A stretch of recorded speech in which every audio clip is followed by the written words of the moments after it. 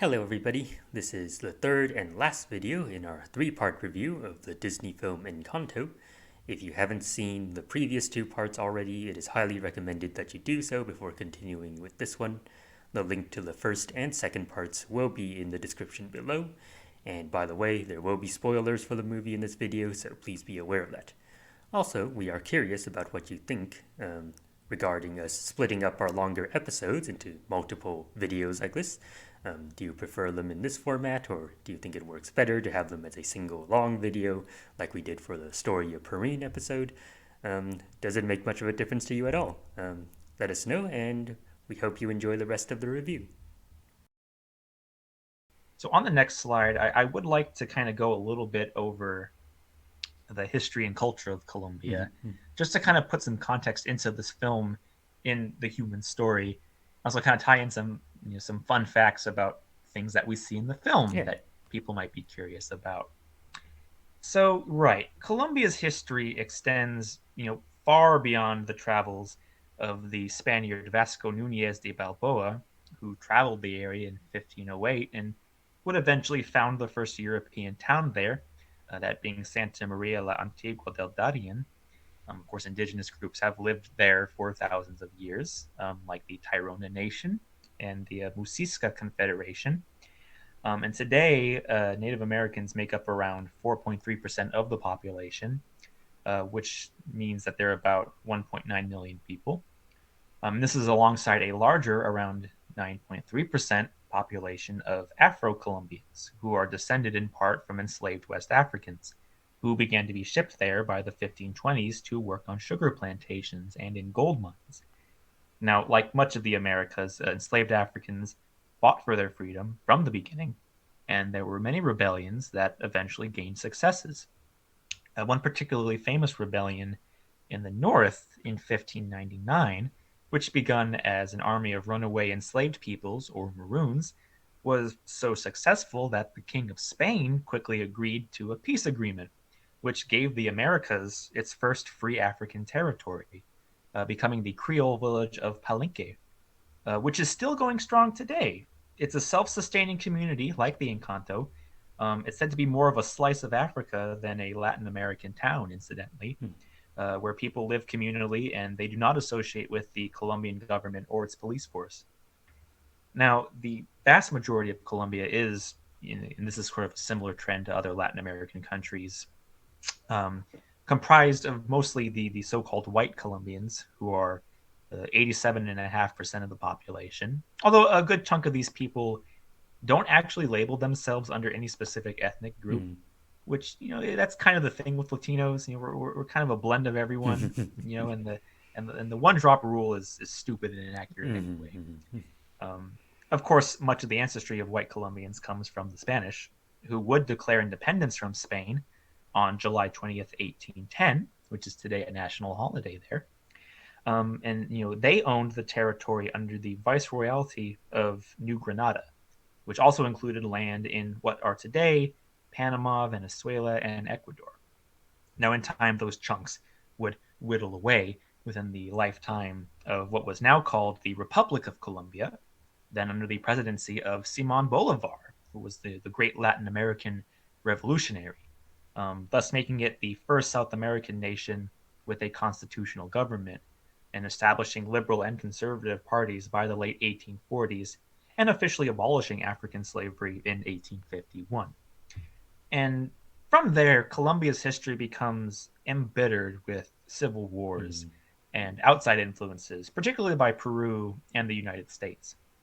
Now, usually these civil wars resulted from political disputes. So these particular parties that I mentioned, on the conservative side of things, they mainly comprise of wealthy Catholic land-owning families who preferred to run a centralized society underpinned by a system of classes. And on the liberal side of things, who were members of mostly merchant families, who were inspired by foreign countries and preferred to run a decentralized society that competed in the global market and gave more leeway to European Enlightenment ideals. Now, the unfortunate aspect of both of these parties is that they generally didn't care about the civilian population or bothered to represent their interests, which has led to many great frustrations. The conservative and liberal parties fought tooth and nail to represent Colombia to the point where it often became difficult to tell who was who based on their behavior, which would include things like the exclusion of opposite parties from participating in the government. And so the following civil wars were often very devastating, violent affairs that would lead to the deaths of thousands and great destruction of property. And so it's in this context where Encanto takes place. So in the film, when Mirabel bumps into Abuela Alma after visiting Bruno's tower, if you look closely on the wall next to them, there's an aerial portrait of the Encanto with text that gives us a founding date for the community in 1900. Now, this was during the War of the Thousand Days, or the Thousand Days War, which is perhaps the greatest of all Colombian civil wars, which took place from 1899 to 1902. Now, a year before its start, the election of conservative Manuel Antonio Sanclemente was challenged by the Liberal Party as the result of election fraud, especially since Sanclemente was known to have helped out with an overthrow of the Liberal government in 1861. So the Liberals wanted him out. Now, being a war about political ideology between conservatism and liberalism, the fighting sides ranged from the government militaries to local families. And there was a lot of fighting over territories that broke out, where people would take over whole towns and push everyone away. And often these towns and villages were destroyed, disease ran rampant, and families were forced to flee. In fact, the numbers of the deceased are so unclear and so great that the estimates are ranged between 60,000 and 130,000 people being killed, which followed the conservative victory in that particular war. And so we find young Alma and Pedro and their triplets among those that had to abandon their homes during the conflict. So we often hear about forced immigration from countries engaged in wars and other conflicts. Colombia represents a case where immigration usually occurs within the country's borders, what is known as internal displacement. And today, Colombia remains the country with the highest number of internally displaced persons. In fact, in 2020, the records pointed to an increase in 106,000 new people who were displaced. Um, and this is usually a regular feature of these many civil wars, in which the majority of people displaced also tend to be, people of indigenous or Afro-Caribbean descent. And people have to leave their houses to find new places to live, and it's difficult to resettle due to factors like lack of available agricultural land, lack of available employment, as well as ongoing violence in potentially new areas to call home, who are often perpetuated by the leftist guerrilla groups and the conservative paramilitary groups. Now, as we see in the film, the Madrigal family and their community are spared from further violence by the miracle, which built Encanto as a refuge. And of course, the dating on the frame, plus Abuela Alma's comments on the miracle's creation 50 years ago, well, that puts the majority of the film that we've just discussed in the year 1950, which means that the Encanto had been sheltered from yet another civil war that took place between 1948 and 1958 that was simply called La Violencia, which cost the country another 200,000 lives. Now, one of the joys of Encanto is that it chose to highlight the lighter elements of Colombian life, which has earned it very high praise from Colombians who are used to seeing popular culture only treat Colombia as a land of violence and nothing else. Right. In fact, one reviewer, Jessica Flores, had commented on the film by saying, even to this day, if I do research for Colombian movies, 9 times out of 10, they're going to be centered around violence and drugs, and frankly, someone who's been dead for almost 30 years. Of course, she's referring to Pablo Escobar. And you know what? I sympathize with this so much. Each country and region on the earth has so much rich culture and nature and joy, and all of that can be easily forgotten about whenever there are major conflicts, which tend to influence how people think about those places, whether they're foreigners or native. Um, on through time and clades, we don't believe in shithole countries. Now, regarding this culture of Colombia, there are so many references in the film that we just cannot do them justice or even talk about all of them. Mm. I have the benefit of seeing so many Colombians and other fellow Latin Americans point out these things, and it'll be nice to at least share some of them here with you. So, food features heavily in Encanto, which makes sense, as the character Julieta has the gift of healing with food. Now, directly shown are arepas, which are patties made from a corn based dough, and you can stuff them with different things. So, an arepa con queso is basically an arepa with cheese. Now, arepas are not Colombian alone, they're made across the northern Andes in a variety of local styles. In fact, Madres told me that there are also Puerto Rican style arepas, Mm. like the arepa de coco, which is made with coconut. Mm. There are other dishes, including buñuelos, which we see Julieta sharing in town during her introduction. These are bald cheese fritters, so they're fried, that have like a really nice fluffy interior, kind of like a hush puppy. Buñuelos have a larger span across Latin America and the Mediterranean, and apparently they're also super popular among Jewish communities, particularly during holidays. Of course, empanadas also feature in the film. These are probably familiar to most non-Latino audiences. It's also a dish that uses fried corn-based dough, but they're mainly filled with potato bits and ground beef. So kind of like a taco. Now, if you recall from the infamous dinner scene, the family's eating what looks like soup with Mm. a whole corn cob sticking out of it. Mm. So this is a ajiaco, which is a chicken and potato based soup that not only incorporates corn, but also cilantro, garlic, onions, and a local herb called guascas. And what's neat about this is that the chicken is also placed in the soup, bone in and with the skin. Mm. And that reminds me very much of my mom's chicken asopao, which she makes for the holidays, which is super delicious. 10 out of 10 recommend. Mm. Um, and naturally, of course, coffee is featured in the film, which is promoted by one of the adorable kid Oh, characters right. that Yeah. follow Mirabelle around.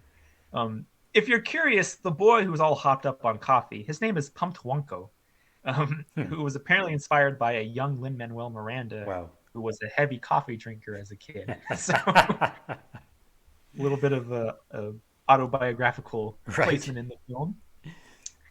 Now, as a musical, Encanto's score features a range of instruments, which again are courtesy of the rigorous research by the film's composer, Jermaine Franco.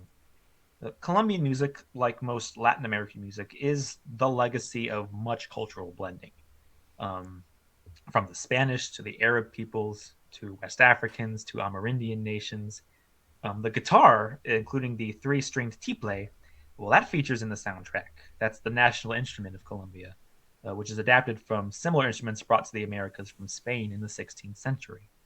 And other examples include the gaita or kisi, which is a flute that's actually carved from the stem of a cactus, and that derives from the indigenous groups of the mountains. And then there's the tambora, which is a bass drum that is popular with cumbia music and arrived with enslaved Africans. Tambora drums are actually very common across the continent of Africa even today. And native to the Pacific coast of Colombia is the marimba de chonta, which is a little like a xylophone. The chonta part of the name refers to the palm tree wood used in its construction. And the choreography in the film is, of course, very spot on, thanks to the work of animation reference consultant Kai Martinez and choreographer Jamal Sims. Several Colombian and generalized Latin American dances feature, especially the cumbia, which combines music and dance from indigenous African and Spanish influences, and is also the national dance of Colombia, which is kind of fun. Hmm. And you know what? Even down to little gestures, Encanto nails some things very perfectly. Hmm. The one that really stood out to me was the scene where Mirabelle's giving Antonio the plush jaguar she Hmm. made, and she points to the present with her lips in a sort of poochie motion. I have the picture here above. Yeah. Hmm. That is so quintessentially Latin American. Like, I grew up with that. Hmm. My mom and her side of the family would do that all the time when they wanted to point at something. And in fact, Filipinos and some peoples in Africa also point with their lips. Hmm. So it makes me wonder about the anthropology of this Right, practice. yeah. How did that come about? Let's see. There's this brief moment during Antonio's ceremony when he's being paraded around the room by his jaguar, and you can make out Camilo kind of doing this rapid sideways motion Hmm. with his raised hand while keeping his thumb and index fingers touching. I have the picture of that Yeah. too here. Um, that's called an African finger snap, Huh. and it's a gesture that basically works like clapping. You're showing that something you're looking at is super awesome. Hmm. So that's kind of what he's doing there. There's also Abuela Alma's hand gestures too, like when she's yelling at Mirabel towards the end of the movie. Um, that sort of repeated up and down with the arm. Yeah, Latinos, we love to use our hands when talking. Hmm. That's just for emphasis. My mom does it all the time. I do it all the time. I'm doing it even right now Hmm. while I'm speaking to you guys. Um, let's see. There's Bruno's knock on wood, which is very fun. Um, I mean, that's probably familiar to some of you, but there are moments when he whispers little phrases. Like at one moment, he's trying to hop across some cracks, and he says, "Sante te sana, colite te rana." That's a common phrase among Latinos. It basically translates to "heal, heal, little frog's tail." And that's saying whenever someone, usually a kid, gets hurt, it's like a little boost of encouragement that Hmm. things are going to be okay. Hmm. Like hey, don't worry about it. It hurts today, but tomorrow it won't hurt, which is really cute. So I guess it's kind of like a nursery rhyme. Hmm. Um, and then there's one really funny moment. This will be the last one here, where Augustine says "miércoles," which at first listening to it I was confused because in your Spanish courses miércoles is Wednesday, Hmm. but apparently in Latin America it's a very polite way to say shit because mierda sounds like miércoles, Hmm. so you can kind of substitute that. It's like when people say "gosh dang it" or cheese and crackers. Hmm. It's a polite way of cursing, basically. I mean, like, and there are so many other examples of this. I have definitely got to give the filmmakers so much credit for putting in so many details like this. It really makes the film so much more authentic and accurate. And you know what? We cannot conclude this outline of Colombian culture and history without talking about magical realism. So, this derives from a German painting term in the 1920s, which so it began as like a European artistic movement, but then Latin American authors soon picked up on the inspiration and began to incorporate it into their writings from a very early date. Like by the 1930s, there were already popular works of fiction that were using the style, which, if you remember from my earlier comments, basically has its characters taken for granted that magic is a normal element of the world. Hmm. Like, there's no lands of old or wizards and witches or grand quest to the forbidden realm of the goblins to fulfill the ancient prophecy of the gods. Right. No, no. It's often normal real world locations dealing with flesh and blood humans living their lives with regular circumstances. It just so happens that perhaps certain people have magical powers or a house might be sentient, as is the case in Encanto. Hmm. Um, Now, if you know your Latin American literature, you're already familiar with the Colombian author Gabriel Garcia Marquez and his 1967 book, 100 Years of Solitude, which follows the lives of the Buendia family over the generations following the founding of a new self sustaining town by the family patriarch. Does that sound familiar? Um, there are several references to this book in Encanto, actually, including a connection to the War of the Thousand Days and the presence of the yellow butterflies. So those symbolize hope, and so they flutter by the main characters in the book, uh, and just like in the film as well. We see Abuela and Mirabel embracing, and like this swarm of yellow butterflies flies around them, which is basically the hope that the family will be okay and that it's not broken. So that's a couple of things I want to talk about Colombia. Obviously, there's more that I could say, but we should really move on. But I've just been very impressed with all the research that the filmmakers had done. What do you think, Albert? Yeah, certainly. I can't speak to the accuracy of the historical and cultural depictions in the film, but what you have described, it sounds like the research they did and the attention to detail is extremely impressive, and I'm very glad to hear that it seems that it has all been very well received by the people who are supposed to be represented by this film, and I think that's very important. So yeah, this is all really excellent, and certainly leads me to appreciate the film even more. Yeah, absolutely. So if we go to the next slide, this can't be an episode of Through Time and Clays without talking about the natural world. Um, and Albert, I understand there were a couple things we wanted to bring up regarding the wildlife in Encanto. Yeah, I think we should. There are a number of different wildlife species, quite a few, as you can see on this slide, that are featured in the film. And they don't play a huge role in the story itself. Mostly they're just there as kind of Antonio's companions. But even so, I think looking at them, if you know your animals, it further kind of illustrates like how much research went into this film, because pretty much all the animals in the film are identifiable as real world species, and most of them are actual wildlife species that are actually found in Colombia. So that is definitely really impressive. So I have on here pictured most of the wildlife species that are featured in the movie. And so I'll just kind of briefly go over them. Um, I guess some of the most prominent animals to feature are the toucans, of course.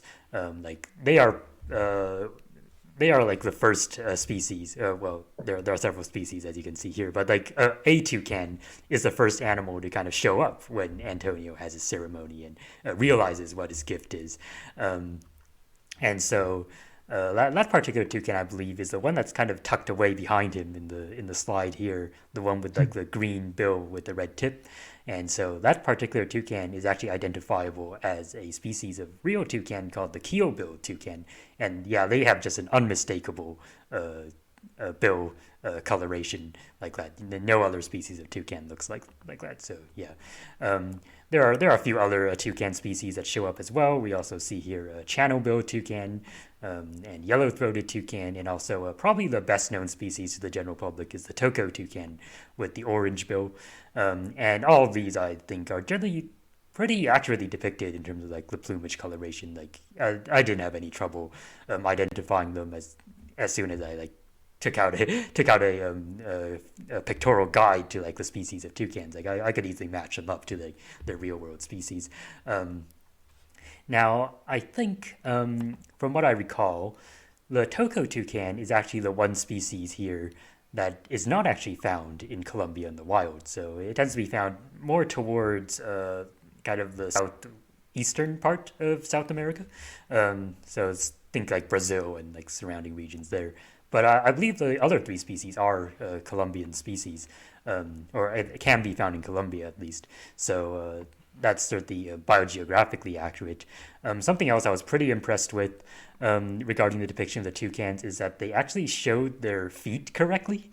Yeah, so a lot of cartoons get bird feet in general, like pretty wrong, and sometimes this is deliberate, like stylistic reasons, but other times it's just like people probably just didn't look at references for some of these.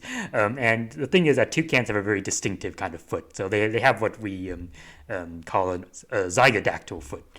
And a zygodactyl foot is a foot, a particular kind of bird foot, where two toes point forward and two toes point backwards. And this is found in a number of different groups of birds. So toucans are one of them. Toucans are closely related to woodpeckers, which also have this kind of foot.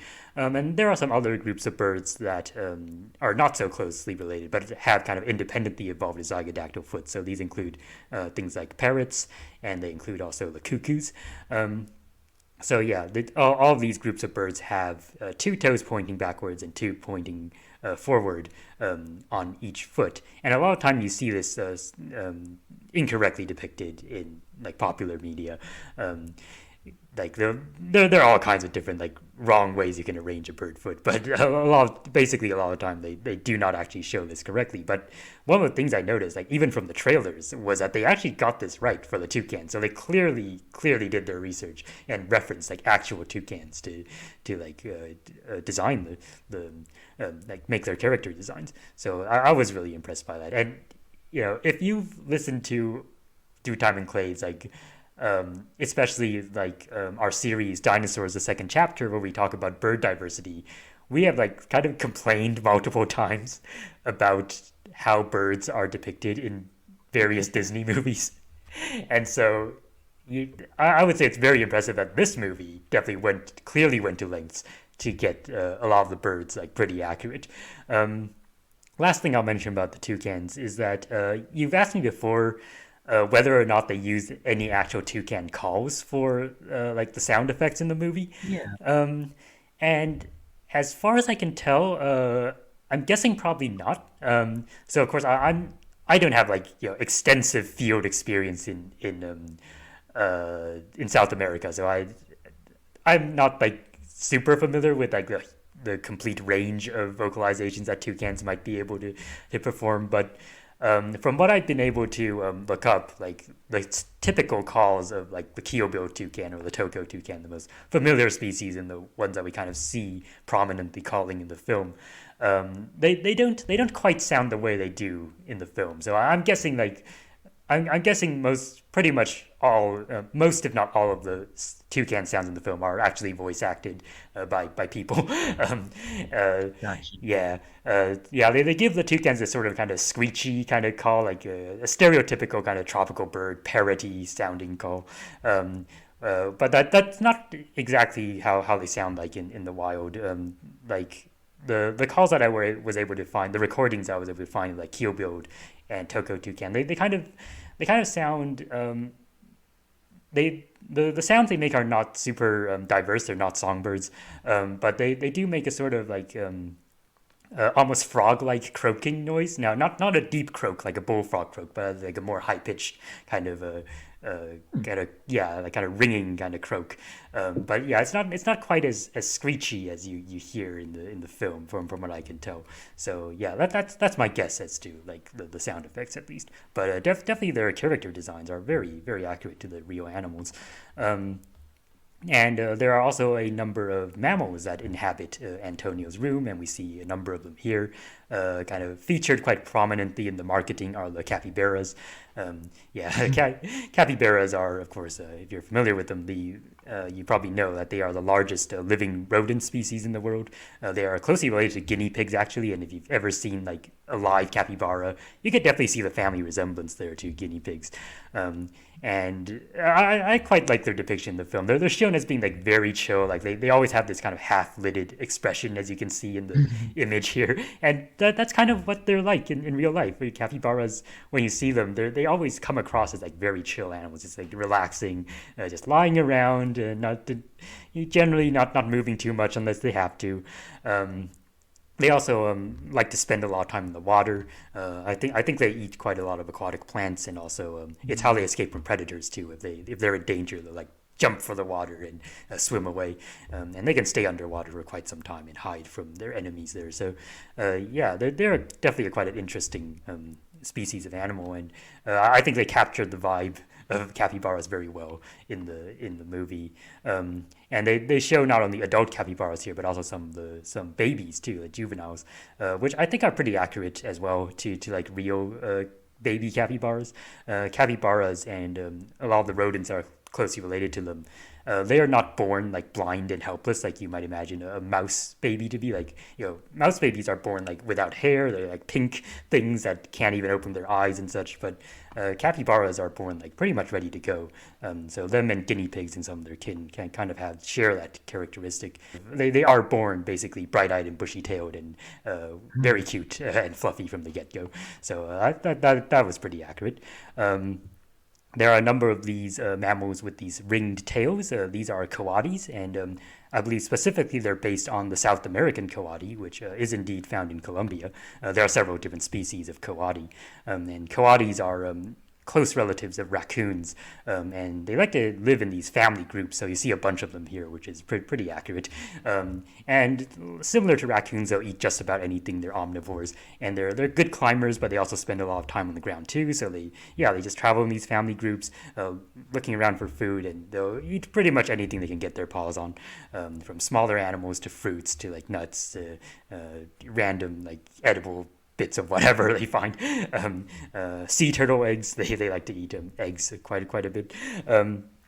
South American coatis also feature pretty prominently in the film, and unlike raccoons, coatis are primarily diurnal, so they're actually active during the day. So they're among the types of wildlife where if you actually go to where wild coatis live, you have a pretty good chance of seeing them because they are actually out and about during the day, so you don't have to wait for nightfall and try and get a glimpse of them, which is the case for a lot of mammals. So yeah, they're pretty neat. And of course, there's the mountain tapir, which is also pictured here, which is one of the probably four species of living tapir. Now, as tetrapod zoology fans will know, there is a purportedly a fifth species, the new tapir. Have you heard about the new tapir? But yeah, the validity of that species is pretty controversial. So generally recognized are four different species of tapir, and one of them lives in Asia. That's the Malayan tapir, which is black and white in coloration. But then there are these other three that are found in South America. And the mountain tapir is a very distinctive species because it has these white kind of lips, basically, and they're not super clear in the image here because of the lighting. But I'm definitely in other shots in the movie when the tapir shows up, you definitely can see the white lips. And it also has a very kind of woolly, kind of fluffy coat covering it, which you can also kind of make out here, which is also a distinctive feature of the mountain tapir, which, as its name suggests, lives at higher altitudes than the other tapirs, and so has a kind of woolly coat to keep it warm, which is pretty neat. And its range does indeed extend into the mountains of Colombia. And pictured kind of in a separate image here is a jaguar, which is also like one of the most prominent of Antonio's friends in the movie. It features a kind of the centerpiece of several scenes that it's in. The jaguar, which of course is one of the apex predators across much of South America, is very impressive, very robust, big cat. That is it's jaguars. Like if you've seen like wild jaguars, or even on nature documentary, you've seen like they are incredibly powerful animals. Like even compared to like other big cats, I know like kind of a classic sort of question that people often have about like big cats is how do you distinguish like the different species that have spotted coats? Like for example, how do you tell a jaguar from a leopard? And there definitely are various ways to tell. Like for example, the actual coat pattern is slightly different. Like the jaguar has what we call these little rosettes. So the spots actually form like these little rings, but the rings are not like completely solid rings. Like they are you can see that they're kind of broken up a bit, which is accurately depicted in the film. And within each of the rings, you can also see like smaller dots inside many of them, and that is a very classic kind of jaguar coat pattern, which is not really seen in leopards, for example. Leopards don't usually have the little flecks of dots within the spots there, and plus the jaguars are just like much more robustly built than leopards. If you ever seen a comparison of them side by side, you can make that out pretty readily. Now, of course, they don't live in the same. They don't overlap in geographic distribution. So you're not going to actually see them next to each other in real life, most likely. But if you compared images of them, you can make that out pretty easily. And I've heard from you that like a number of viewers of the film apparently like misidentify the jaguar as a tiger or a leopard. It's definitely a jaguar because tigers and leopards are not found in South America. But yeah, not just the geographic difference, but also the overall depiction of the animal is very clearly a jaguar. And kind of the last thing I'll mention about jaguars here, kind of tying into like how powerful they are. Like they're one of, if not the only, cat species that primarily kill their prey not by biting it like on the snout to suffocate it or by biting in the throat, but instead they actually bite through the skull of their prey. Like wow, like you wonder how that kind of evolved. Like that seems like a very counterintuitive way to kill something. Like you had to break through like one of the hardest parts of its body, but jaguars can do it. Like they can crunch through like animal skulls and crunch through turtle shells, and so they are definitely very impressive predators. And they are also like quite fond of water too, like kind of contrary to the stereotype of cats not liking water. They spend a lot of time in water. They're good swimmers, and they'll often go after like aquatic prey items. So they'll hunt turtles and like small crocodilians and things. So yeah, definitely very very kind of impressive kind of animal, and it makes a very appropriate kind of mount for Antonio here. Yeah, definitely very fearsome looking. Um, and finally, I have on the slide several hummingbirds. Now, the hummingbirds don't feature like very prominently in the film, and so there aren't many shots where they are like the central focus, and so they're actually very hard to identify to see if what species they are or whether they're actually based on any real species. Um, yeah, and part of that is just because hummingbirds are small and kind of zippy and they move around a lot, which is true to real life. Um, and it can make them very hard to identify in real life as well. And part of that is because there are so many different species of hummingbirds in Colombia. Like, Colombia alone has something like over 150 species of hummingbird. Wow. So yeah, so featuring the hummingbirds in this film was a good idea because it is accurate, like in terms of like them being like prominent parts of the Colombian wildlife. But it does make them very hard to identify in the film whether they are actually based on any real species. But I have made some like tentative identifications based on what I could make out of the color patterns here. So I put them all in question marks because I'm not 100% sure if these are correct, but all of these are species of hummingbird that can be found in Colombia and seem to match the kind of color patterns that are shown in the movie. The most prominent hummingbird that does show up is probably the one that is kind of perched on Antonio's hand here. And this hummingbird, this particular individual, is shown in kind of as the focus of several very brief shots. So I could kind of make out some major distinguishing features. It is mostly purple in color, and it's got some like kind of blue highlights on its shoulder region on the wings. And also the underside of its tail is white. And so all of these features are consistent with a particular species of hummingbird called the velvet purple coronet, which is found in Colombia. And so I'm fairly confident if this particular hummingbird was based on any species, it probably was that one. For the other ones in this scene, yeah, these are just like guesses based on what I could make out. Like there's one that's mostly green with like a pinkish throat and also a sort of white band across its chest. So I guess that might be amethyst-throated sun angel because that it has that kind of coloration. There's one with a yellow throat. There aren't many hummingbirds with yellow throats, and seems to have maybe like a sort of reddish kind of patch on the head. That might be ruby topaz hummingbird, possibly, because it's one of the few yellow-throated hummingbirds. And there's one that's mostly green but has a mostly kind of reddish underside, so I think that's chestnut-breasted coronet, which has, again, that kind of color scheme. But again, yeah, these hummingbirds are just so small and they go by so quickly that I can't be completely sure. But given how much attention they gave to the rest of pretty much everything in this movie, it wouldn't surprise me if they were based on like real Colombian species of hummingbirds. So at least even if they aren't, they certainly do get like pretty close to actual real species in terms of the coloration. So I was pretty impressed by that. Yeah, so I think that's most of what I had to say about the wildlife. I guess one final thing I'll mention is there is one additional species of wildlife that features pretty heavily in the film, and that is the rats that Bruno befriends, I guess. Yeah. Yeah. So I mean, I didn't look into this too deeply, but I assume that they're probably meant to be like your typical brown rats, Rattus norvegicus, which is not a native species to South America, but has been introduced pretty much all over the world by humans because of its close association with like human habitation. And so it kind of just given the familiarity and the setting, the household setting, I assume those are brown rats.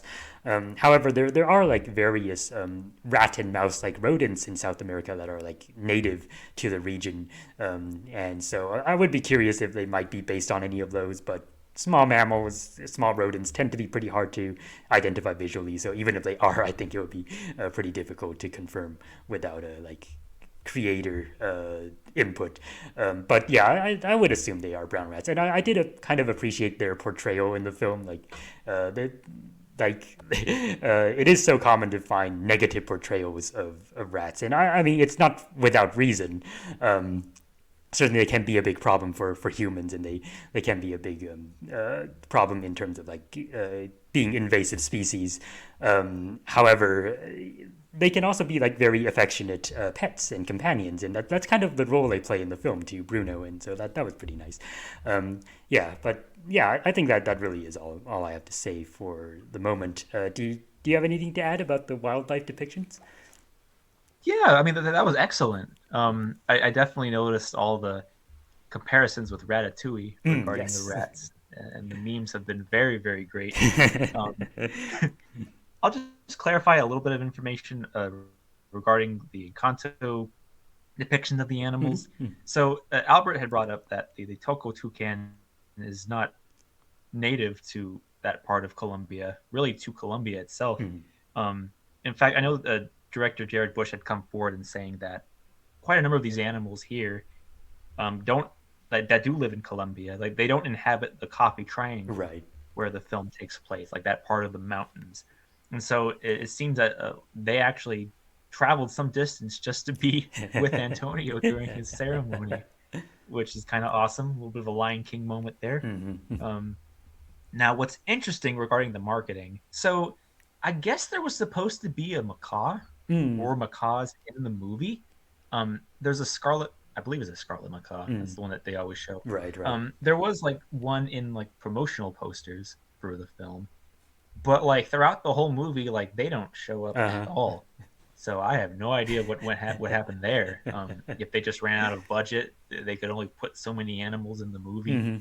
They had to cut some corners, which is not a big deal. I mean, Yeah. they picked a nice selection here Oh. anyway. I mean, very impressive to see like a tapir in an animated film, for example. They're really fun. You don't really see them all that much. Yep.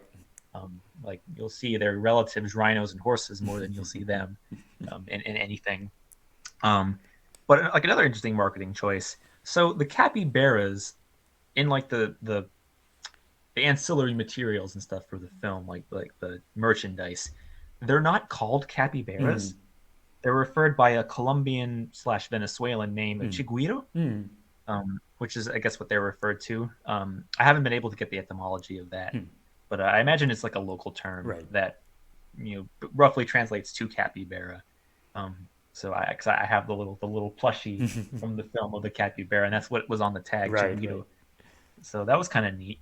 Um, I know the the big capybara here is the mom. There are like official names for some of the animals. Her name is Chispi. The jaguar, his name is Parsi, and of course the toucan, the keel-bill toucan that shows up a lot in the film. Accompanies Mirabelle to an extent in Bruno's tower and is here and there. His name is Pico, and he is voiced by Alan Tudyk. Now, if you know your Disney movies, he's sort of the John Ratzenberger of the Walt Disney Animation Studios. He has to have his voice in each successive film that they put out, Right. and becomes a game of who's who, which is really funny because he's voiced a lot of animal characters Right. now. He was Hey Hey in Moana, the chicken.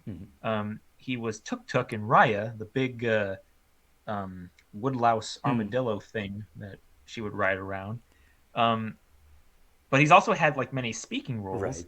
He was the Duke of Wesselton in Frozen, and the Duke Weaseltown in Zootopia. Right. And of course, he was King Candy in Wreck-It Ralph. He was Alistair Cray in Big Hero 6. So he's had quite a bit of a range. Um, he was Iago in the live-action Aladdin. Oh, We right. don't have to talk about that. We don't have to talk about that. But yeah, so just a wonderful display of animals. And of course, just as equally prominent in the film are the plants of Encanto. So if we jump to the next slide, of course, Isabella is the one who can make plants with her powers, Right. but she finds out later in the film that her abilities extend far beyond just the conventional roses and things that she's used to making. She can do all kinds of plants. And throughout her throughout her number, what else can I do? Um, she kind of gets to display some of the fun plants that grow around Colombia. So prominent in the film, especially in background shots, is the Quindio wax palm, Mm. or the Palma de Cera, the Ceroxylon quindensi. Um, Now, these play a very special role in Colombia because the wax, which coats the trunk of the tree, is used in making candles. So, very well, the candle that holds the miracle in the film could have come from one of these wax palms. And of course, which is kind of nice as well because this particular species is the national tree of Colombia. It's particularly cold adapted. It grows in the mountainous regions of Colombia, so to a height of about 3,000 meters Mm. or more, which is weird for a palm tree. Yeah. Not too weird. People seem to grow them here in North Carolina fairly well. Mm. Um, Now, what's interesting is that these are actually considered vulnerable by the IUCN, and so like they're kind of an endangered plant. Mm. Um, and it's understood to be in decline due to human encroachment with mining and agriculture in particular. So like they clear those lands and it prevents the seeds of these palms from germinating, which is terrible because those are also a major food source for many types of birds and small animals in the region. So they're a very iconic tree, very tall. In fact, apparently before the redwood forests in the southwest were well known to Europeans, Mm. it was thought that this was the tallest tree in the world. Wow. Mm. They can reach about 200 feet. Um, but yeah, no, Sequoia is much larger than that, of Mm. course. Then, of course, we have Flor de Mayo, Catalea triani. So that's the Mayflower orchid. We see it displayed in Isabella's hair as Mm. well as throughout her dress. This grows wild only in Colombia, and it is the national flower. Um, Apparently, it was chosen because the labellum, or the lip of the flower, actually has the same colors as the flag of Colombia. Mm. So it's a very fitting pick. It's epiphytic, so it grows on other plants without necessarily harming them. Mm. It's also known as the Christmas orchid because these plants can actually grow and retain their bright colors during the winter months, which, granted, it's near the equator, but Yeah. that's still pretty fascinating. Mm. Mm. And it is also a threatened species Mm. due to habitat loss. It's not listed by the IUCN, but it is under Appendix 2 of CITES. Mm. So these are usually the people in charge of monitoring where animals are being distributed around the world, the export and imports, if you will. So that means like it's not an immediate danger of extinction, but the situation on the ground is just not clear Right. yet whether like they will be in the future. Right. So it may be on Appendix 1, for example. Then, of course, we have the Hurricane of Jacarandas. Um, Now, the name also comes from the genus, Mm. which derived from a Tupi Guarani. So this is one of the indigenous groups in South America. That comes from one of their words that means fragrant. It's a nice smelling flower. There's about 50 of them, and they do grow worldwide in the tropics and the subtropics. It's a member of the clade Begoniaceae, which also includes the tababuya flowers, which Mm. are mentioned by Isabella in the song. And both of these are known to grow very conical, almost like traffic cone shaped flowers. Very interesting. Mm. And they're very well regarded. It's said that any botanical garden isn't complete without some jacarandas growing somewhere. So garden people take note. Then, of course, we have sundews, Drosera Mm. species. Yep. These are found worldwide in moist wetlands and poor soil. They are carnivorous, Mm. so that makes sense if you remember from our 2021 roundup. Carnivorous plants tend to grow in these nutrient poor soils, but they're able to make up for it because they eat insects and other small animals. Um, Now, of course, these are carnivorous plants which line their leaves with stalks of these sticky glands, Mm. and those are what trap the insects, unlike a Venus flytrap, which just closes in with a trigger hair. Yep. Um, and these kind of fold into themselves to digest the bugs. Mm-hmm. So I know, as has been pointed out before, in the film, they're kind of shown snapping, kind of Yeah. like an octopus Right. at Mirabel. Um, they don't do that. That's just kind of a fun thing that they did in the Yeah. Yeah. song, and they're not that big either. Of course, this is souped up fanciful powers from Isabella. Right. So if she wants a giant sundew, she can make a giant Yeah. sundew. But usually these things are like thumb sized. They're not really big plants Mm-hmm. at all.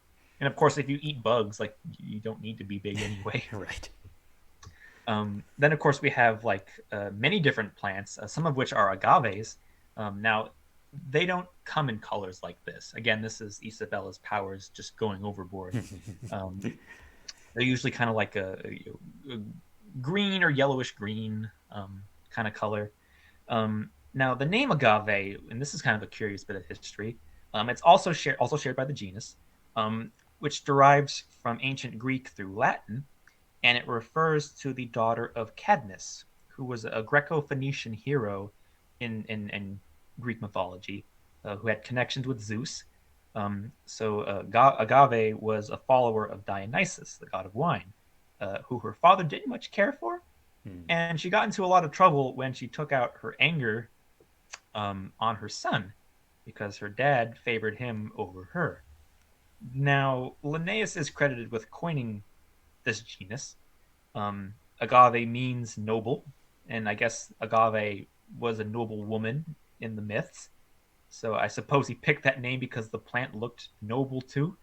Um, I wasn't really able to clarify that. Hmm. Now, agave have been used by Amerindians in the Americas for many thousands of years. As you might remember our discussions from the agriculture episode of Humanity a Prologue.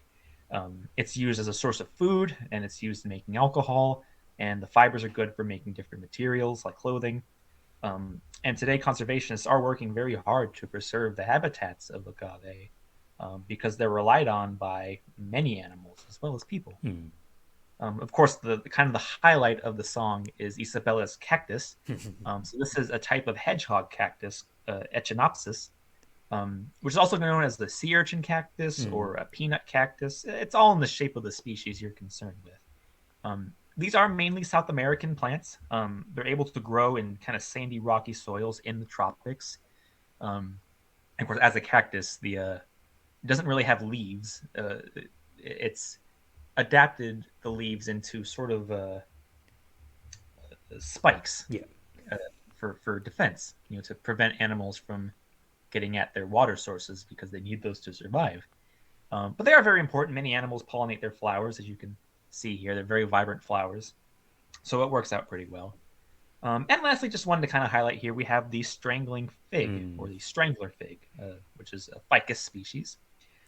So these are hemiepiphytes.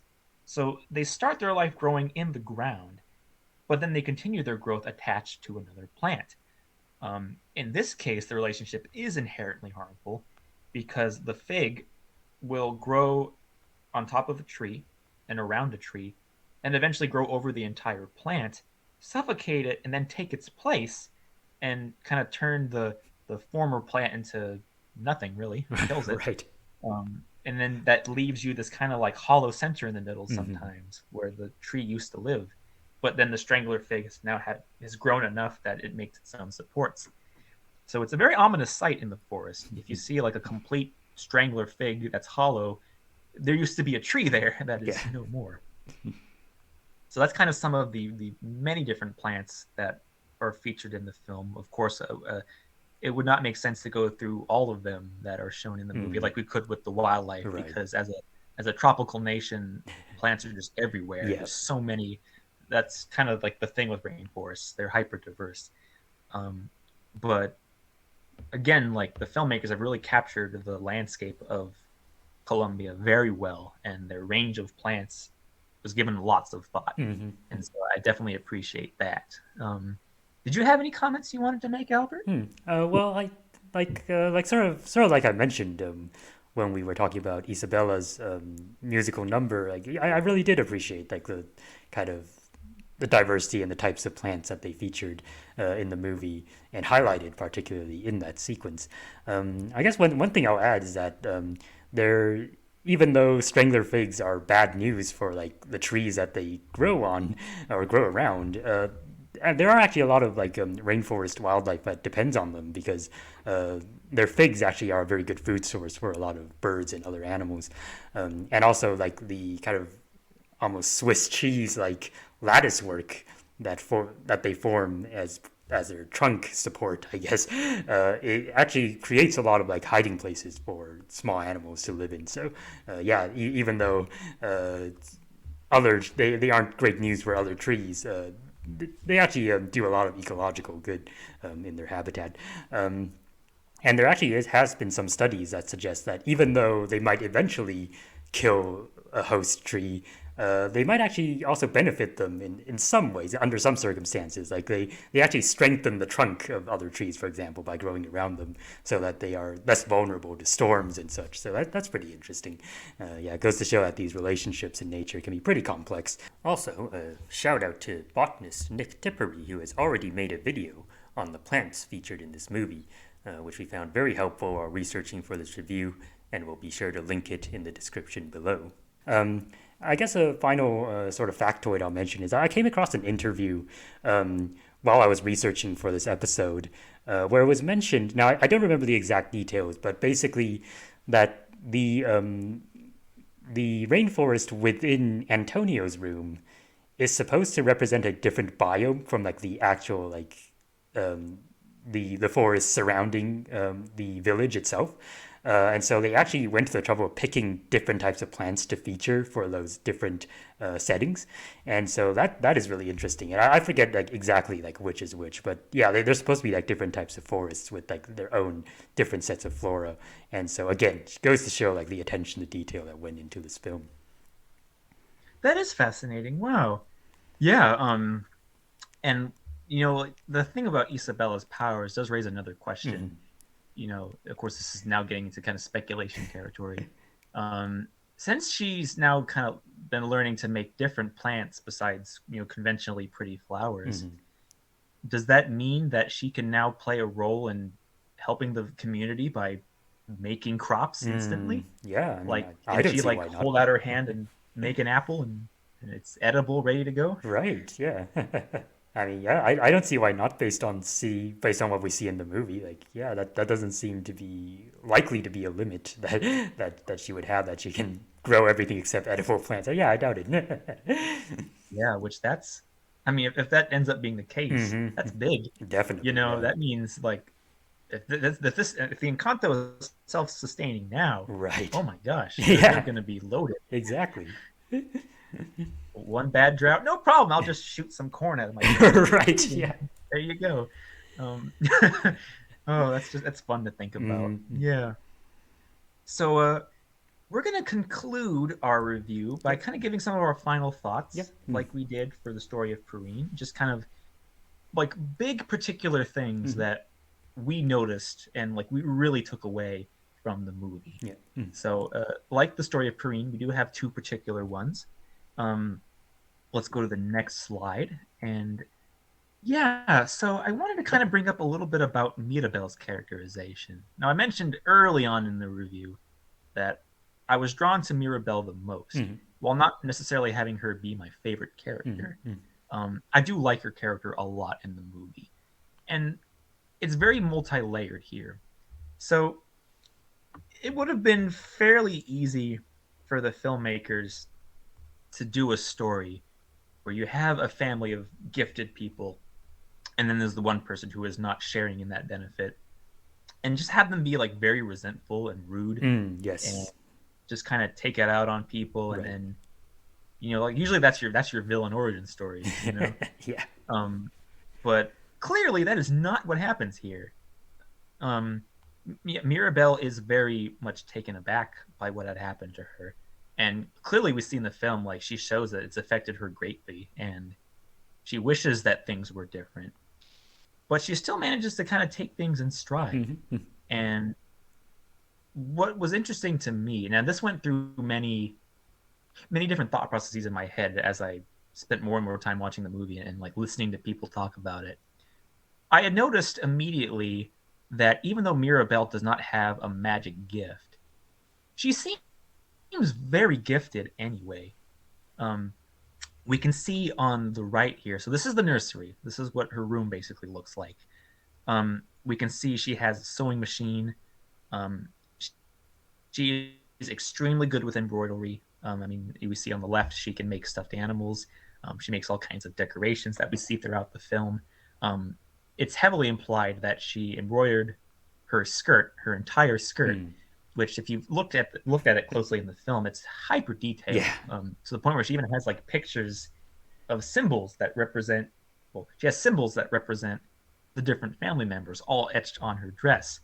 Um, and of course, don't think I did notice the little bisexual flag colors on the rainbow on her ruffles. I saw that. It's not close, but like I think it's not. I don't think it's a coincidence, because I know Stephanie Beatrice is bisexual Mm. too. Yeah. Mm. So she may have had a role in putting that in there as kind of like a hey. Um, but like we can see, like for example, on her shelf above, she has a typewriter and these huge bounded books. Um, and I mean, we can see, of course, she's very good with an accordion. She dances phenomenally. So like she has all these different skills that she does, and at first I thought, oh, it's kind of showing that she's very gifted, she's very artsy, and like that kind of helps her stand out in the family. And then like I thought about it a little bit more and like listened to other people.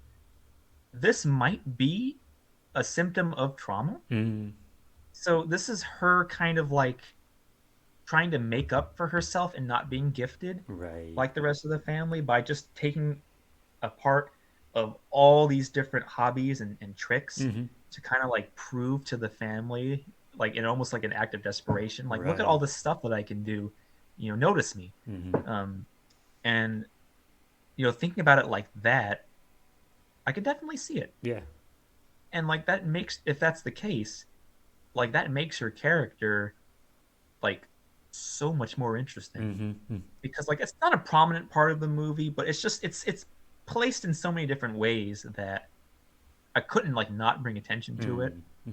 Like of course we see like in the beginning when the whole family is preparing for Antonio's ceremony, and they're decorating the whole house. Isabella's putting flowers here and there, and Luisa's picking up all the heavy stuff and putting it in places.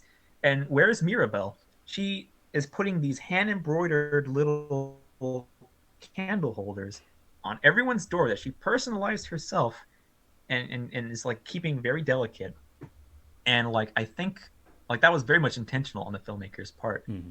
to kind of show her engaging in these sorts of behaviors. Um, so I thought that was particularly interesting. I was also struck again by the fact that she seems to have like a very enormous heart. Mm-hmm. Like, despite the fact that she does not have a gift like the rest of her family, she doesn't resent her family in any way. She's not Yeah. jealous, in like a negative sort of sense. She very much cares for each of them, and like she can recognize like when there's issues. Like, of course, a big chunk of the film is her reassuring her family members that it's okay to feel these feelings that they have, and to be honest with themselves. Mm-hmm. And Albert, you were talking about surface pressure being like the kicker for you, like the moment in the film that really grabbed your attention. Mm-hmm. For me, it was the scene between her and Antonio. Mm-hmm. So we talked a little bit about that. So he's hiding under the bed because he's scared and he's worried about what's going to happen in his ceremony. And Mirabelle scoots herself under there and gives like a very encouraging little talk with him, and is just completely sympathetic. And it was just the sweetest thing. Yeah. Like the familial love between the two of them is so strong, Mm-hmm. and like you can tell because as the youngest, Antonio shared a room with Mirabelle for 5 years, Right. so she grew up with him basically. And it's clear that she's kind of had that same relationship with many of her family members in earlier times. Mm-hmm. Camilo's the same age as her, barring a few months. So like they were definitely very close. They probably shared the nursery together Mm-hmm. much of the time. Um, so like you can definitely see like that bond very clearly in that little interaction with Antonio. Um, and like just her like reassuring him like, listen, if it doesn't go well, like I'm not going to abandon you. I'm not going to ignore you. We're going to be roomies, and Mm-hmm. then we're going to be best Right. friends, Yeah. and it's going to be okay. And I just really loved that, and like that really got it to me. Like one that the film was going to be very special, Mm-hmm. and two, like this character. is very special. Mm-hmm. You know, she has a big heart. She's super talented, and like she handles everything in a very mature way, in a sense. You know, like and she's very much like ready to get things done when they need to be. Mm-hmm. You know, like she doesn't like mince her words or anything. Like, oh, when it's time to save the miracle, that's her determination. Right. Um, because she loves her family. She cares about her family very much, and like the parallels with Bruno are particularly strong Mm-hmm. because he may have started out just like Mirabelle. He had this, but like in a quasi sort of way. Um, Whereas he had a gift that nobody appreciated and they ostracized him for it. But she didn't have a gift and she's still kind of ostracized for it. But rather than kind of run away and kind of wallow in herself, which is, totally fair for Bruno, Mm-hmm. um, she doesn't let that kind of hold her down. She's able to kind of pick her head up and move on and continue like loving her family and doing what's important. And I don't know, like all these sorts of things really struck me about her, Yeah. and it's kind of nice to see a character like that for a change, with Mm-hmm. just like this big heart, um, and this kind of selflessness even in the face of adversity. You know, um, yeah, that definitely really drew me to her as well, and also just like her general persona. Mm-hmm. It's no surprise among the filmmakers behind the scenes that they wanted to do something different with Mirabelle. Most Disney heroines, for lack of a better word, they're conventionally pretty Mm-hmm. and like they're there to be graceful. But like what they've been doing in recent years with their heroines, like they allow them to be goofy. They allow them to act in kind of unconventionally um, feminine ways. Mm-hmm. And like Mirabelle's like design, like her character design itself, um, is like just really appealing to see as like a main character in a Disney film. Mm-hmm. Because if I remember correctly, like she's like one of the only characters, the only female characters in a Disney film to have glasses. Yeah, I think you're Like right. like Yeah. female characters as a lead to Right. have Right. glasses, I should say. Um, and like just like you know, very emphasized like Colombian features Mm-hmm. too. Um, I I know there's a big discourse about um, beauty standards around the world, and people have complained that like a lot of Disney heroines like they have like the big eyes Mm-hmm. and the short nose Right. and like the very thin frame, but like Mirabelle like looks like an actual person Right. like you Right. bump into on the street or in Mm-hmm. town. Um, and like especially like in terms of representation, like that's so important. Like for a lot of characters in the film, especially. I know Albert. I don't know if you saw these, but some of you watching may have. We already have two videos out where there was like a little boy who was just overjoyed at seeing Antonio Yeah. because like he looked just like him, Wow. and it was like he had to kind of take his head back and was like, oh my gosh, did they make me in the movie? Yeah. And then same with Mirabelle. Wow. There's this little girl who has like big glasses and curly hair. Mm-hmm. And she's looking at the screen and she sees Mirabelle as a kid, and she's like, "Oh my god, she looks like me, like that's me." Um, and oh man, like that is so important That in is. films.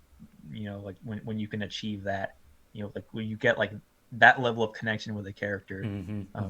whether on an emotional level like me or in like a physical level Yep. like other Mm-hmm. kids, who see themselves in these characters. So yeah, especially a roundabout way of saying Mirabelle's awesome and she's a great character. Mm-hmm. Um, what do you think, Albert? Yeah, she's definitely a very likable and relatable character. Um, like you said, I think just about anybody can probably relate to her predicament on some level, like the feeling of being left out when there are all these like amazing people around you, and you just seem like you can't really live up to their standards and such. Yeah, I think that's probably something just about everyone has been through to some extent. Um, and yes, I would agree with you there that the basically the lack of resentment in this situation, that was something that really stood out to me, like early on as well, like from the very first musical number, like she's literally singing the praises of her family. And Yeah. yeah, like I remember seeing that sequence and thinking like, wow, she's taking this really well. Now obviously, of course, it is clear that it is a coping mechanism, so she's not really okay. um, but Mm. like the way that she copes with it is not by becoming resentful and starting a villain origin story. It is by like supporting the people around her. It's basically telling everybody how great they are. And there's definitely something like very endearing about that. um, and I guess something else I'll mention is that it would have been so easy to make a protagonist with this kind of story premise boring. You know what I mean? Like, Yeah. like the one person who doesn't have any magical abilities and who just feels left out and is the person that is expected to kind of be the audience surrogate and for people to relate to.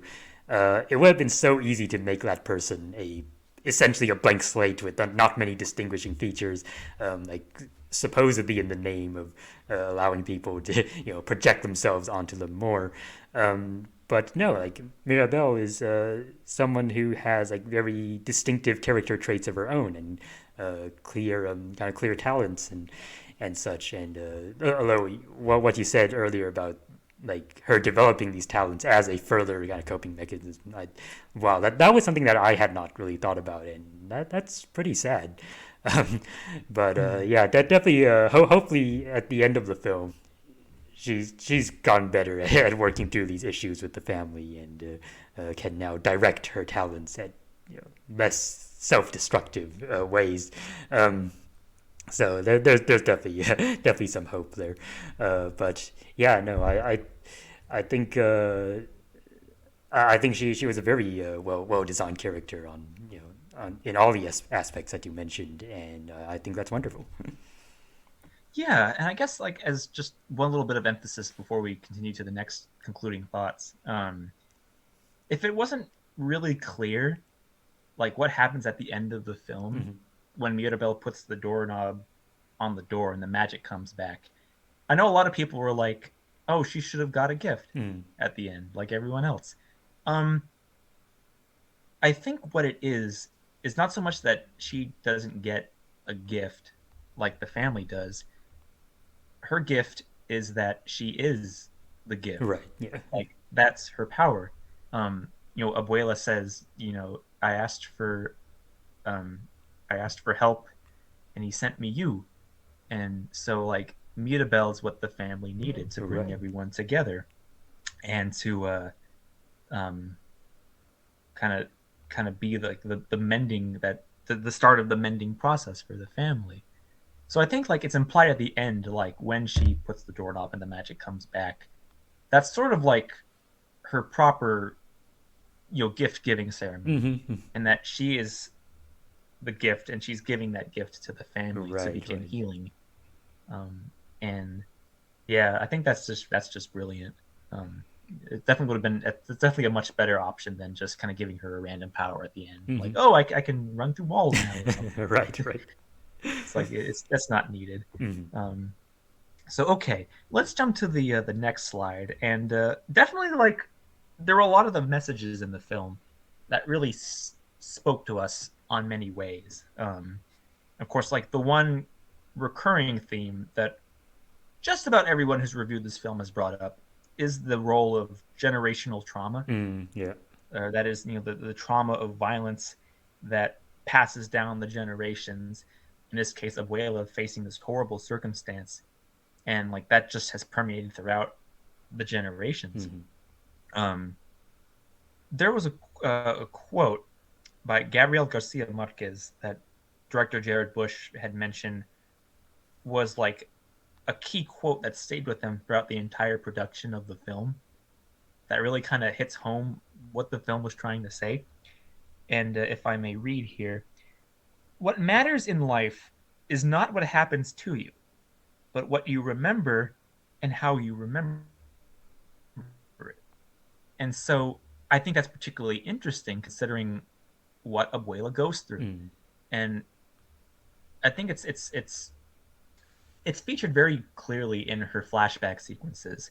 So at the beginning of the film, at the end of the film, we see basically a visual interpretation of what happened to her and how the Encanto got founded. Now at the start, she's talking with Mirabel, and by now she's had this whole persona that she's built up over the years as a response to her trauma, where the her origin story is turned very noble. She's forced to flee her home. Pedro sacrifices himself, and it's all very noble. He like we see it in like how he is gone. Mm-hmm. He kind of walks out into the river, and he just kind of disappears away, um, leaving a lot of ambiguity there. And then, like in her kind of stoic state, she takes this lost heart, and then the miracle grows, and it's very wonderful and beautiful. Um, Now compare that to when she's actually being honest with herself, and we see the flashback again, Mm-hmm. where it's very rugged. There's a lot of panic, and they're escaping these people, Mm-hmm. um, who then stab Pedro with a sword as he's trying to defend them. And her response, she's crying, very hard crying, Yeah. like sobbing tears, and it's very emotional. And then when the miracle comes, like it's just like a fire explosion that just sends everything away and builds the Encanto. And like that's kind of what we're talking about here. We talk about generational trauma, Mm. because like to go through that is terrible. It's Yeah. incredibly sad. And so like by comparing those two scenes, you can get a glimpse of how Abuela's character is developed Mm-hmm. through her life. She's gotten to the point where she has to keep up this perfect image to own up to the miracle and feel worthy by it, that she's basically like mythologized the founding of Encanto Mm. in a way. Um, and I think that's particularly interesting. And yeah, like the generational aspect of it, like if it's not clear by now, like the whole family has issues. Oh. I mean, we see Julieta, who just looks tired all the time. Mm-hmm. I mean, like I don't know if anybody else caught that, but like her constant need to heal people, being in the kitchen all the time to make these arepas and empanadas for people, day in and day out, and also like just being the rock for people too, like she Mm-hmm. is with Mirabel. Like we don't see that a lot in the film, but I imagine like she's had a lot of thoughts about that too, Yeah. and her own frustrations. And I mean, certainly Peppa, Mm-hmm. with her mood swings, being stuck with this weather that's so unpredictable. Um, well, I mean, it's predictable in the fact that she has her emotions, but it can go all sorts of places. Right. Not to mention Dolores being stuck hearing everything, Yeah. um, the implications of which are very are kind of horrifying when Oh you yeah. think about it. We don't have to get into that, but like this image of like perfection has just trickled down from Abuela to the triplets to the Mm-hmm. kids, and it affects everyone. And that's really like what generational trauma does. And when they're able to finally acknowledge it at the end, only then can they heal and begin to repair what had been lost in their lives. And I was definitely taken aback by that in a very good way, because I know it's kind of a cliche among Latinos that our stories are full of generational trauma. I Mm. mean, that was basically Coco, Right. Yeah. if you remember that movie. Um, I guess that's just one of those things in our culture, like that we kind of have. Now that's interesting because I know the question has probably been brought up, and I wish I could read more responses to it. I wonder like what this will do to families, particularly Latino Hmm. families, who are in that situation with generational trauma. Like, is this going to spur conversations? Like, are people going to actually heal their families after seeing this movie? Um, that's definitely like a positive aspect that of how it could happen. Mm-hmm. It's like certainly one direction it could take. Um, I mean, certainly like when Zootopia came out, I was hoping that it would kind of help ease the election troubles Mm. that were going on in the nation. It didn't, but you know, you can Right, always be optimistic. right, right. Um, you know, so yeah, like there is that. Did you have any comments about that aspect of the movie? Not much, but I could definitely see that why how this can be very relatable to a lot of people and applicable to a lot of real life situations, and so yeah, I am curious too about what its potential effect might be on viewers, because yeah, to see this kind of reflection of reality in stories is like we kind of mentioned previously. It can make an impact on people and can be pretty important. Yeah. Absolutely. Now you had brought up to me that you noticed a very strong theme of emotional honesty. Yeah, yeah. Could you talk a little bit about that by chance? Maybe a bit, I guess. Yeah, I didn't really have any kind of script prepared, but yeah, I thought like that was like one of the most prominent parts of the film, like the concept of emotional honesty, because it really is like by opening up to other characters about their troubles that um, the people in this film are understood and are able to, start on their path of potentially healing, um, and that is seen throughout the film. So, of course, I guess quite kind of appropriately here, yeah, pictured um, Luisa's and Isabella's kind of conversations with Mirabel, which are both tied up in like musical numbers. But nonetheless, I think they send a very strong message of being honest with people and being open about what you're going through.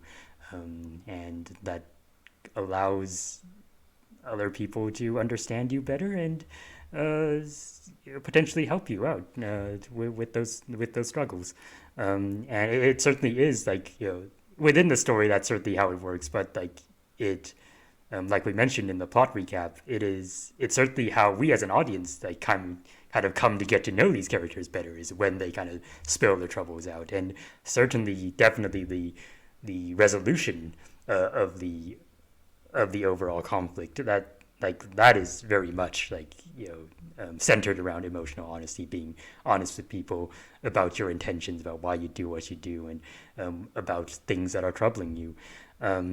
So yeah, I definitely thought that was a strong theme throughout the film, and I guess I've kind of mentioned this before on the show, but definitely I think treating other people well is one of the most important things we can do, like just in general. Um, Yeah. and so I think definitely the themes in this film are very much kind of based around that. Uh, how can we get along better, and what can we do to help other people and also help ourselves? And uh, yeah, I think that those things all tie together. Um, and I recall too that we mentioned for the story of Perrine that we also appreciated kind of like emotional honesty between the characters, especially between Perrine and her mom, Mhm. in their kind of relationship and their interactions. So it's almost as if there are certain themes that really appeal to us, but I think they're worthy themes to be very into because yeah, these are very much applicable messages to real life. Yeah, absolutely. And, like, yeah, it just really goes to show like the sophisticatedness of the storytelling in Encanto. Like like it's kind of the stereotype of animated films is that they're just like for fun, and it's all hokey gimmicks and jokes. Um, but kind of one of the nice things about the Walt Disney Animation Studios is like even from the beginning, like these movies didn't just have to appeal to children; they had to appeal to everybody. Hmm. Um, and definitely nowadays, like the storytelling has gotten so much realer and so much more engaging that by the time we've got something like Encanto, where it's like it's resonated on such a deep level, I think that means something. Yeah, definitely. And I'm definitely pleased at how popular this film has gotten because of aspects like this. Hmm.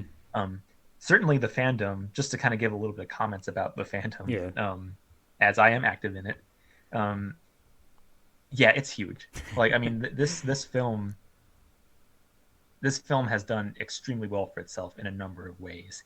Um, like the soundtrack. itself has been extremely popular. Um, in fact, we've had several news stories as of late that have shown that 6 of the songs in the film made it on the U.S. Billboard Hot 100, Wow. which is basically like the top music of a certain time. You're right. Um, of which we don't talk about. Bruno was like the breakout hit. Damn. Yeah. It was number one on all of these different lists by far, and followed very closely by Surface Pressure. I think, um, we don't talk about Bruno was like number one on the U.S. Billboard Hot 100, and then Surface Pressure was like number three. And of course, those numbers have waxed since then. Right. But yeah, like they've remained extremely popular, and there's a similar situation in the UK as well, and many other countries. In fact, Bruno's song has now actually become the most popular Disney song since Let It Go from the original Wow. Frozen, which yeah took it long enough, but like it just kind of goes to show that there's still an appetite for like great movie soundtracks like Hmm. this, and oh my gosh, the number of TikToks and videos and parodies of the song. I mean, even you did a little parody of Yeah, what kind we were of. Yeah. talking about. Yeah, which I appreciated. Um, but yeah, like the music, of course, has just been great. Now the popularity of the film means that the merchandise has been particularly tricky, as it seems like they were underprepared Mm. by the massive following and responses from viewers Hmm. to this film. Um, I know I've taken peeks here and there at like Walmarts and things, and like those toys and stuff sell quick, and they're constantly having to go back and replenish them.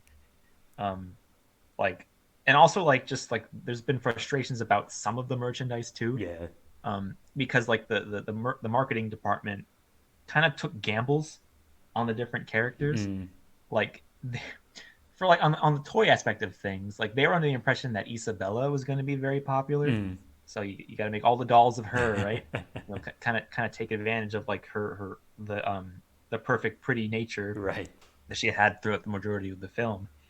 But Louisa ended up being more popular than her, um, and they didn't make a lot of merch with her, and people were very frustrated. Right. Um, I read one story. There was a kid who wanted a Louisa themed birthday party, Wow. but they couldn't get like merch with her face because it was all Mirabelle, Oh, or jeez. Isabella and Antonio, Yeah. and they're usually kind of like the front runners of the movie. Hmm. So yeah, there were frustrations there, and same with Bruno too, um, and Dolores especially. Dolores has like next to nothing. Oh. Um, I have a set of little like 1 inch miniatures, and Mm. she's there, Yeah.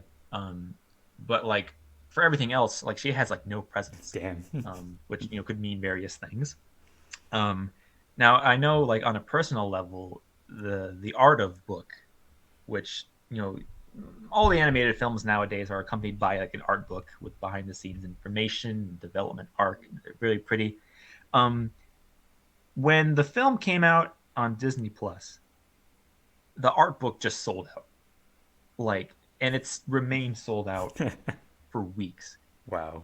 You can't go anywhere on the internet and find it Wow. where it's either sold out or somebody bought it, then put it on eBay and is charging like $70 for it. Bastard. Um, and yeah, so my copy is on kind of on hold for now. Mm. I'm supposed to get it in March, so I guess we will see. But it just goes to show, like the response has been so popular that people are just eating up Encanto merch, and Hmm.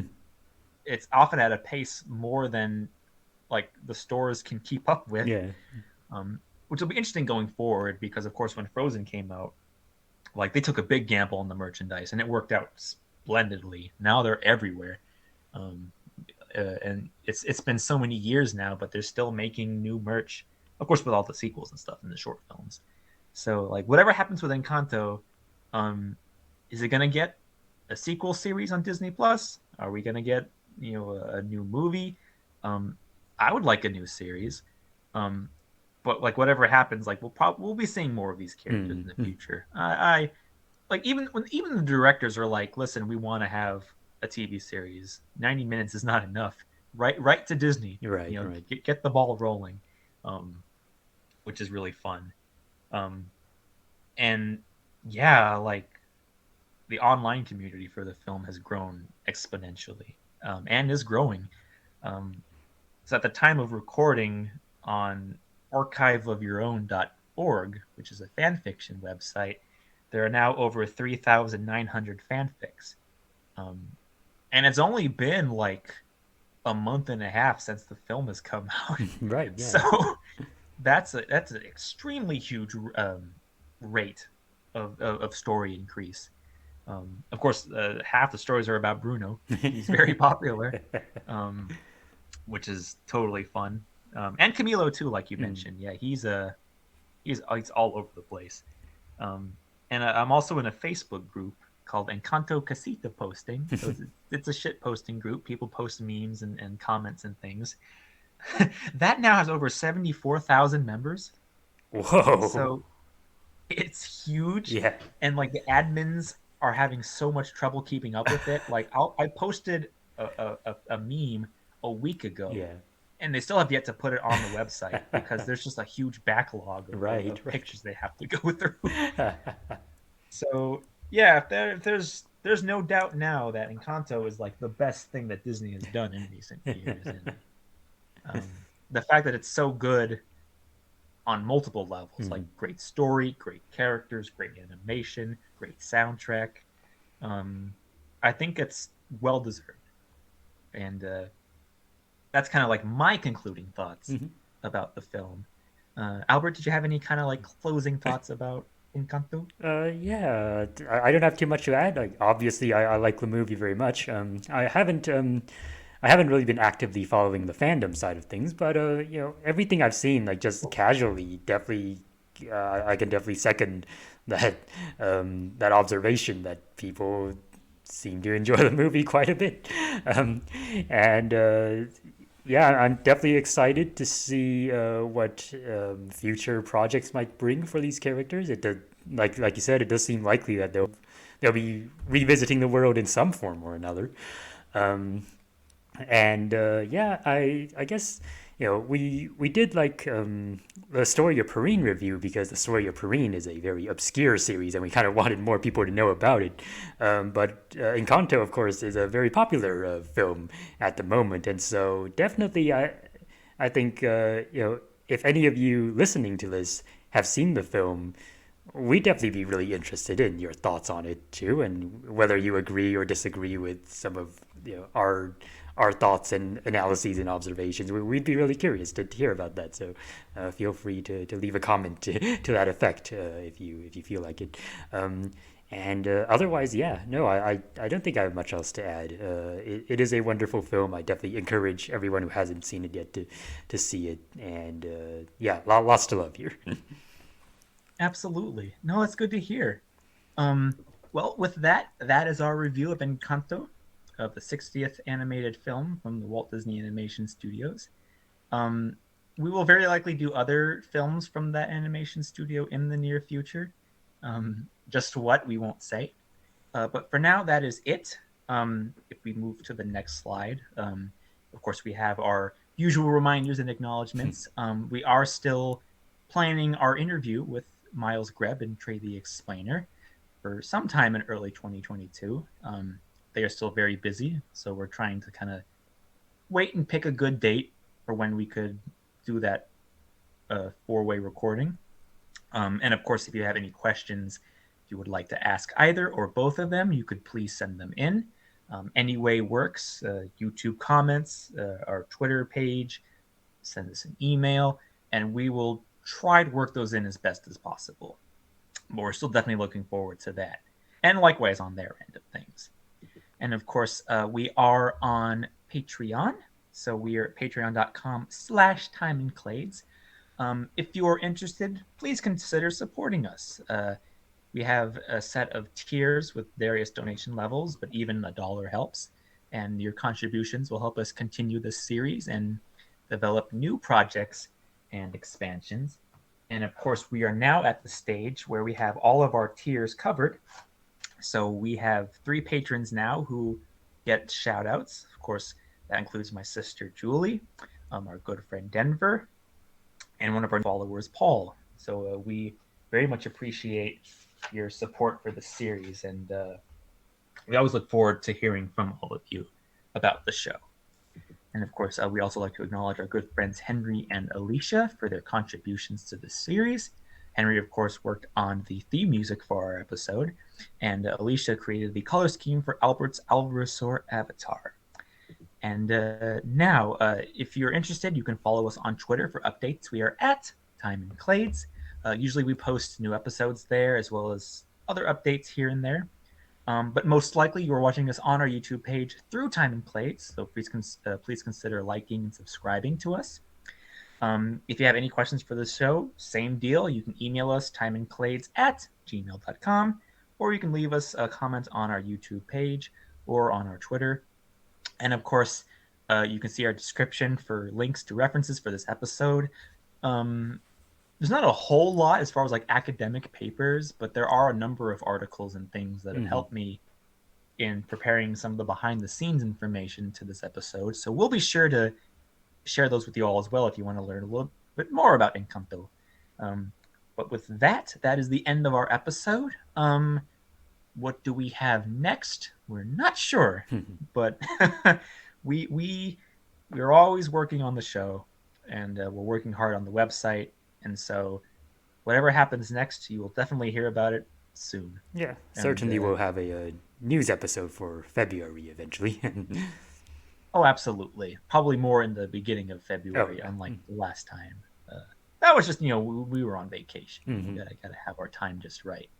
But yeah, thank you all so much for joining us.